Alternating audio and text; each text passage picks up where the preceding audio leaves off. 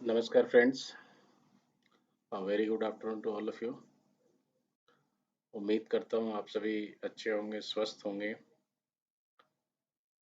आपका परिवार स्वस्थ होगा, स्वस्थ रहें, सेफ रहें। इन्हीं कामनाओं के साथ फ्रेंड्स, आज एक छोटी सी सर्कुलर आई हुई थी इनकम टैक्स की। We are going to discuss that circular. तो सर्कुलर नंबर 9 20 मई को इशू हुई थी। सीबीडीटी ने इशू किया हुआ था। तो फ्रेंड्स, आज हम वही डिस्कस करेंगे। बहुत सारे रिलैक्सेशन दिए हुए थे, डेट्स बढ़ी हुई थी, बट डेट्स बढ़ने के साथ साथ इसमें कैच भी था, तो हम कैच को भी डिस्कस करेंगे। What is the catch? तो सर्कुलर है आपके साथ। फ्रेंड्स, अगर हम देखेंगे तो ये हम आज सर्कुलर नंबर 9 डिस्कस करने वाले हैं, जो कि 20 मई को आया हुआ था। It's all about extension of time limit of certain compliances to provide relief to taxpayer in view of the severe pandemic. तो इस सर्कुलर में अगर हम देखते हैं तो मेजरली जो इन्होंने किया है, statement of financial transaction, statement of reportable transaction, जिसकी इन दोनों की डेट जो 31 मई थी उनको बढ़ा के 30 जून कर दिया गया।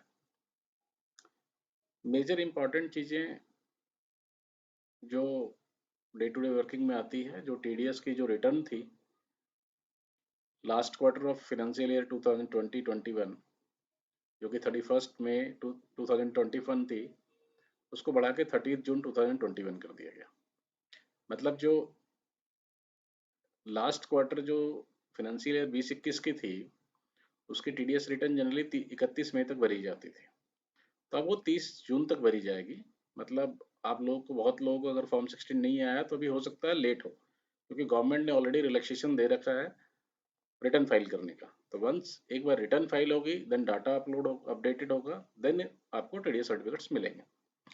साथ ही साथ इन्होंने फॉर्म 16 देने की जो भी ड्यू डेट थी 15 जून थी, उसको बढ़ा के 15 जुलाई कर दिया गया।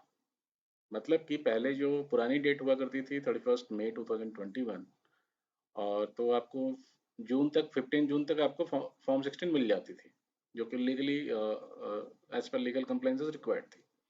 बट सेम डेट को बढ़ा के 15 जुलाई कर दिया गया। तो उसमें घबराने वाली बात नहीं है। एक बार जब टीडीएस रिटर्न कंपनी की फाइल हो जाएगी, you will have your return, form 16 आपके हाथ में होगी, तो 15 जुलाई तक का आपके पास टाइम है।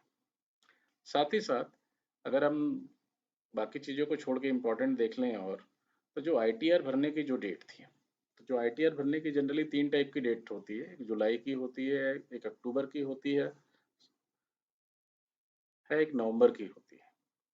तो जो जुलाई वाली जनरली जो इंडिविजुअल्स रिटर्न फाइल करते हैं, या ऐसी एंटिटी जिसकी टैक्स ऑडिट नहीं होती है, तो जुलाई की डेट बढ़ा के 30 सितंबर कर दी गई। जुलाई की रिटर्न बढ़ के 30 सितंबर।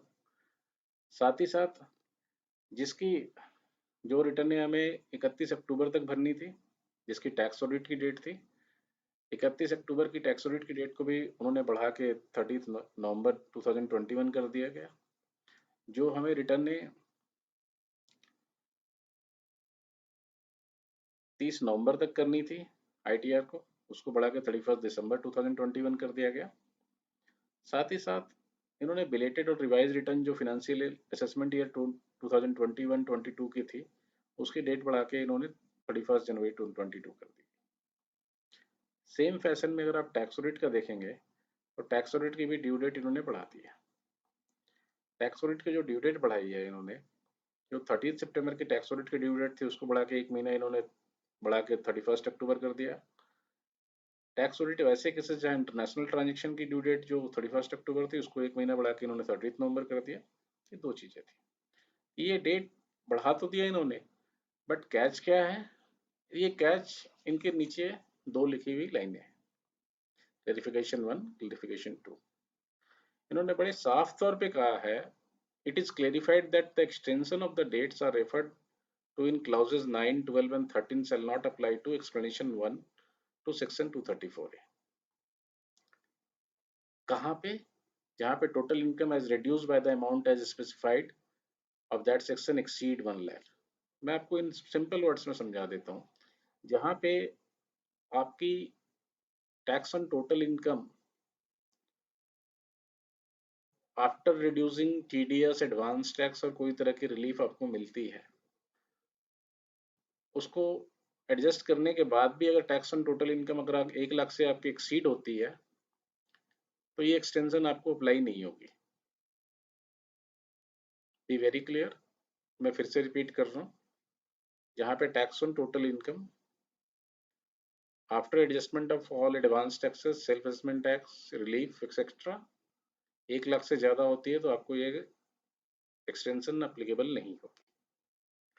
सेम फैशन में अगर कोई आपने सेल्फ असेसमेंट टैक्स भर रखा है विथ ओरिजिनल ड्यू डेट तो उसको एडवांस टैक्स ट्रीट किया जाएगा।